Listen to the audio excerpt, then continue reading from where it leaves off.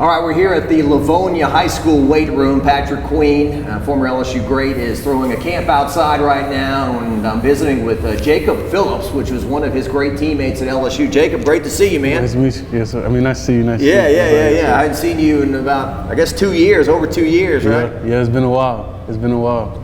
What's the NFL been like for you? I've enjoyed it. You know, it's always something that I've dreamt about. You know, getting to that place. So, you know, to be in it, to live in it. You know, you just live day to day, really. But you know, it's been a blessing so far. I was just talking to Patrick about this. Does 2019 feel like a long time ago? It definitely feels like a long time ago, because you know, you kind of move on to like the next stages and the next chapters of your life. So, like with the transition that you go through when you leave college. You know, sometimes you forget about just like it was only a couple years ago. Yeah. What's it been like for you after, you know, you guys were obviously on the top of the mountain and, you know, 2018, you win the Fiesta Bowl, you finish in the top 10. I mean, you guys had a great run there on top of the greatest team of all time. What's it been like to kind of watch what's happened the last 2 years with LSU football? You know, once you go here, you're a Tiger for life. So, you know, I'm always support them. You know, not being from Louisiana, you know, it's something that like I didn't grow up watching LSU football as much, but you know, now I feel like it's branded inside of me. So, you know, I'm always defending the Tigers in the locker room, even though, you know, we haven't had the best 2 seasons, you know, recently. But you know, I'm always rooting for them to turn around. You're from Tennessee, is that right? Yes, sir. Yes, sir. You were in Nashville area? Yep. Okay.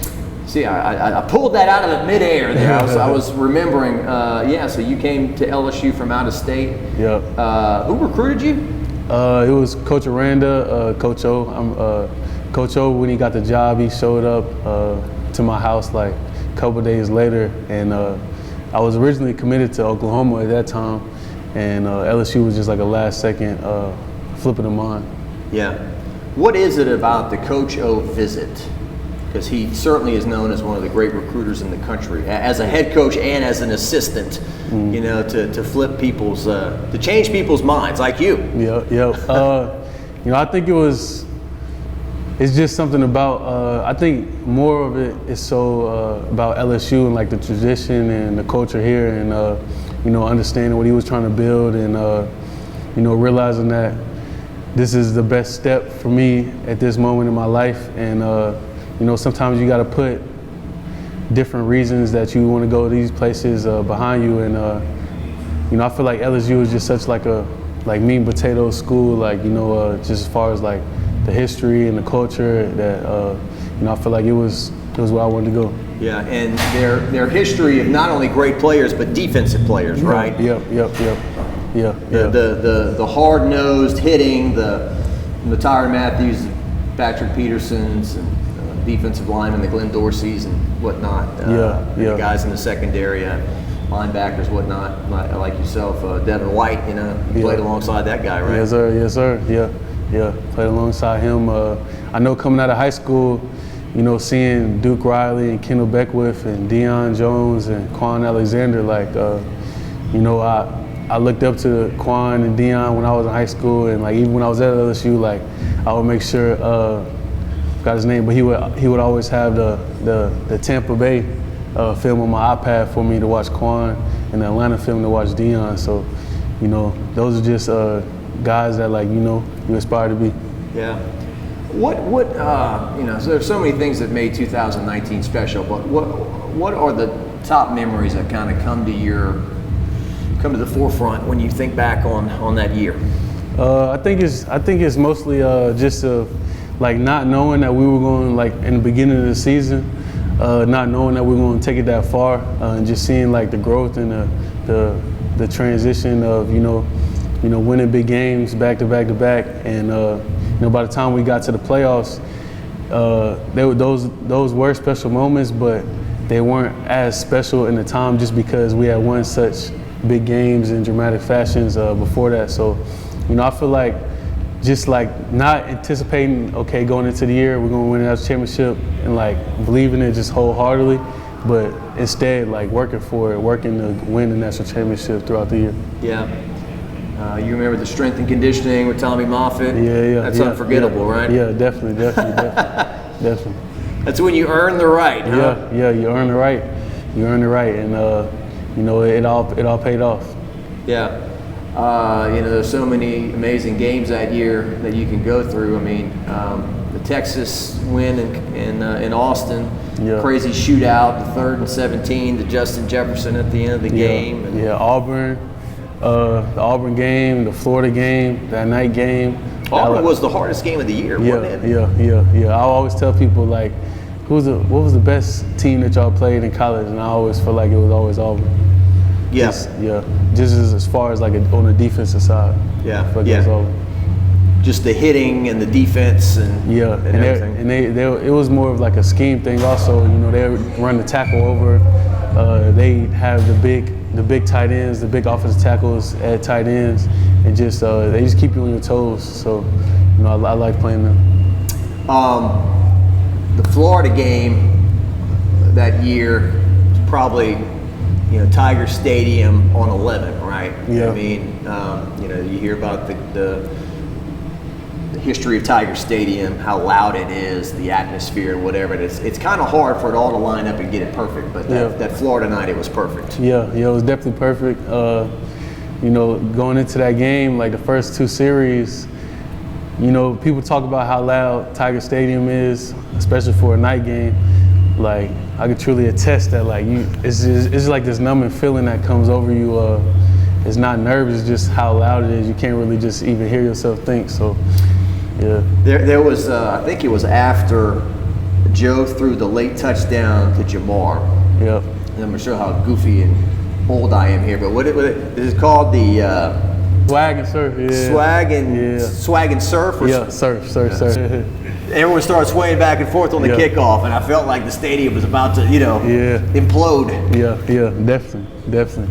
What do you remember about beating Alabama in Tuscaloosa? Because that really kind of was the ultimate hurdle. Even if Auburn was the better team, it was always all years like, oh, well, can they beat Alabama? Yeah. Beating Bama, again, I'm not from Louisiana, but I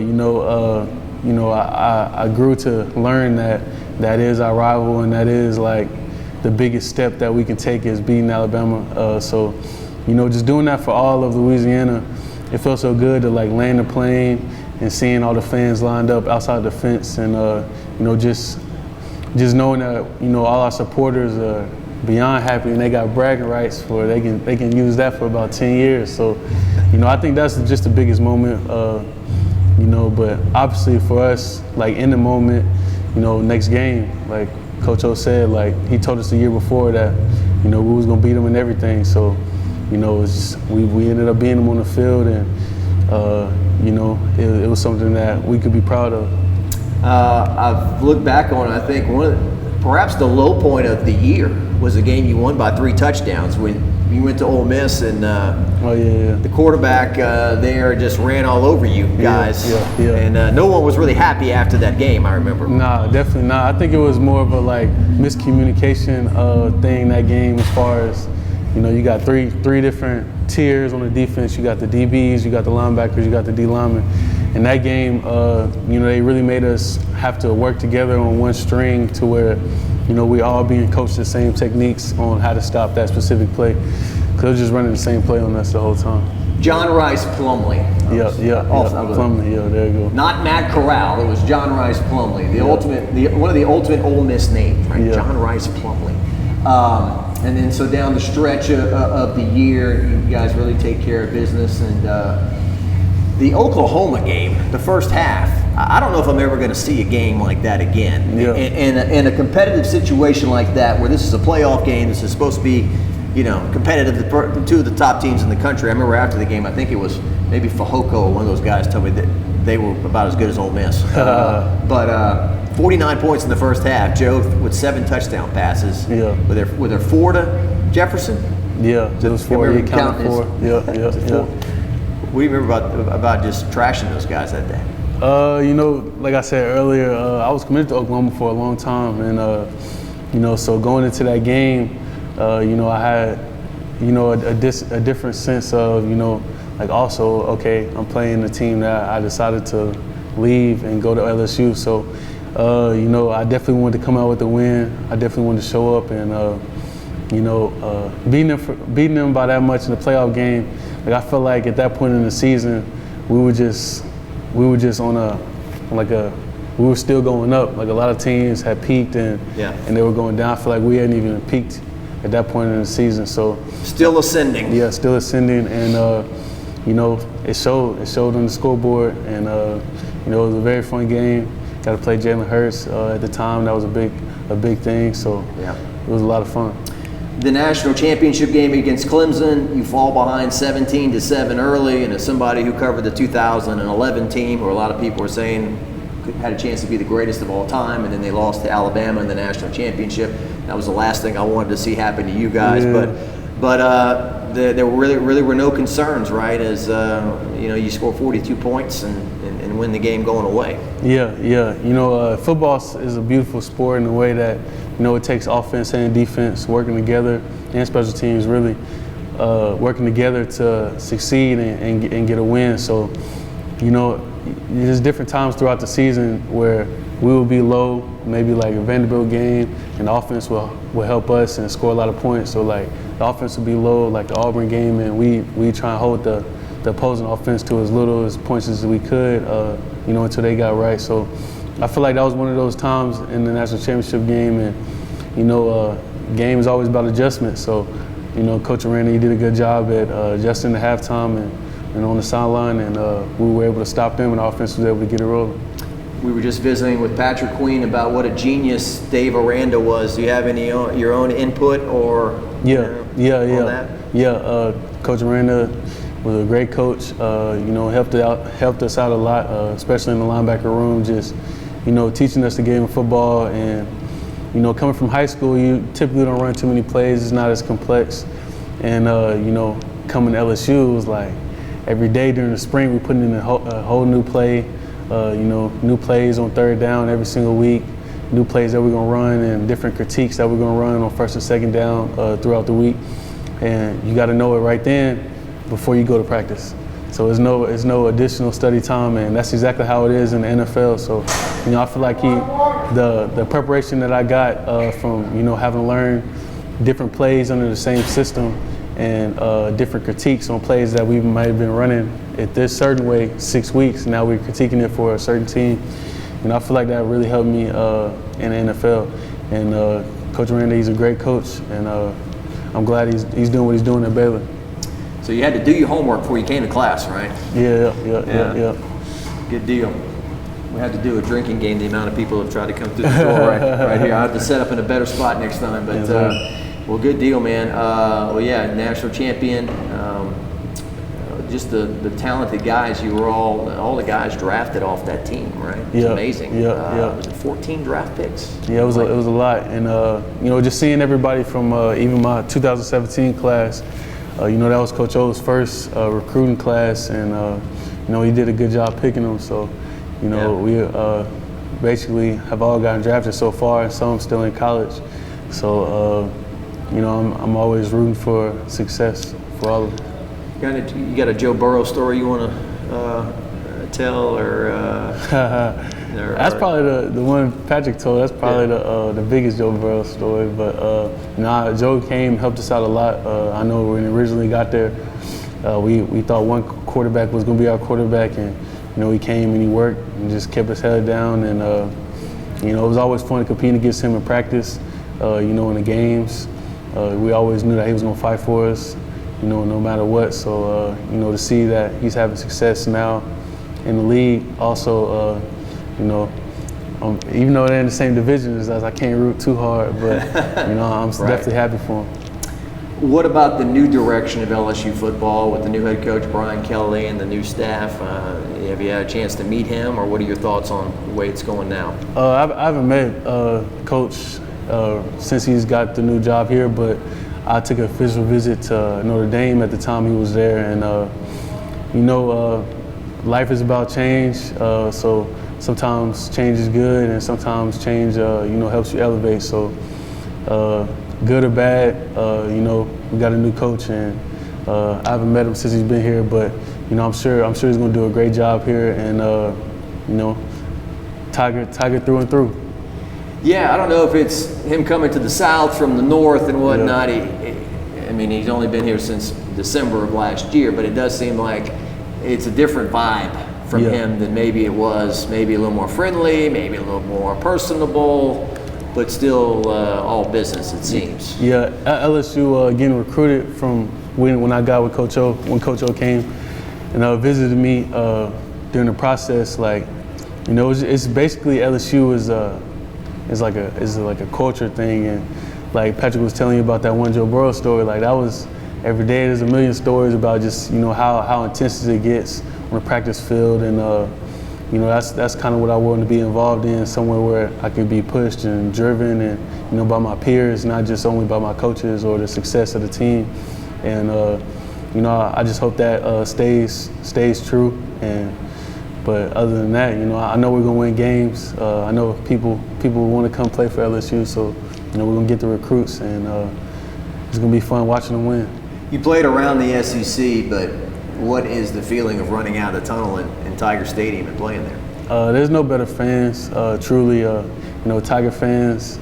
There's something like it's people marvel about, you know, how good of a fan base that we have, and how intense it is for night games at Tiger Stadium. So, you know, getting the experience of that and getting the experience, like, you know, just walking around, just being around Baton Rouge, wearing your LSU on your chest, and, you know, how proud you can be for that. And even so on, like when you leave college, you know, LSU is just such an impressionable part of like college football that, you know, it all goes back to the fans and fandom.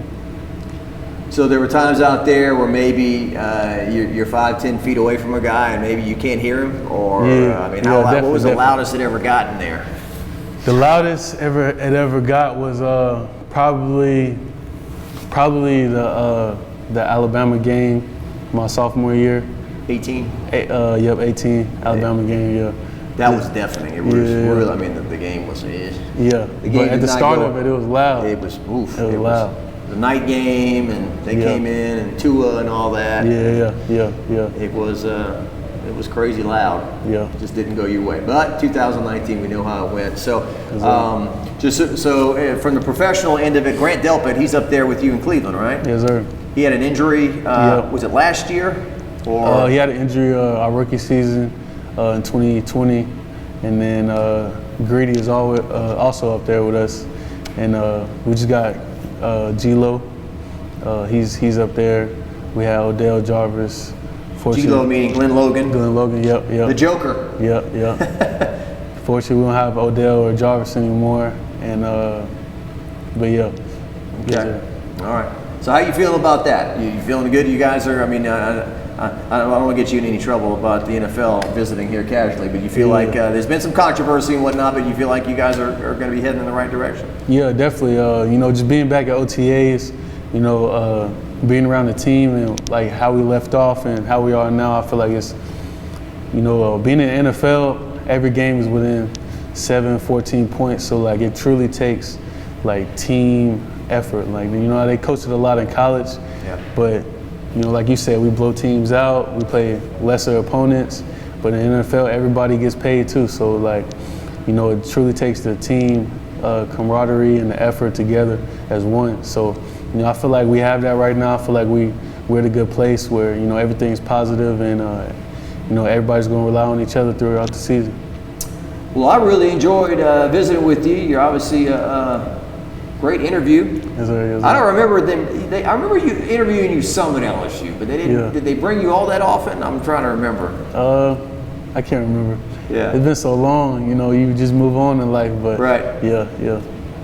I mean, we joke about at the station sometimes about like when I was 18 or 19, the stupid stuff I was saying. Can you imagine putting me out in front of a camera and my sound bites are going to be run across the country? You know? I would imagine that's, for some people, that's got to be a little intimidating, right? Yeah, definitely. You know, I'm not one to love interviews, you know, just because, you know, I kind of like just being myself and, you know, but you know, it comes with the territory and, you know, I'm grateful for everything that, you know, football has brought in my life, so this comes with it. Yeah. I got to take it on. So you're naturally kind of a quiet guy. You get on the Yeah. field, that's where you get loud, so to speak. Yep. Jacob Phillips, man, thanks sir. for your time, man. Yes, sir. Yes, Best of sir. luck with the Cleveland Browns. I appreciate it.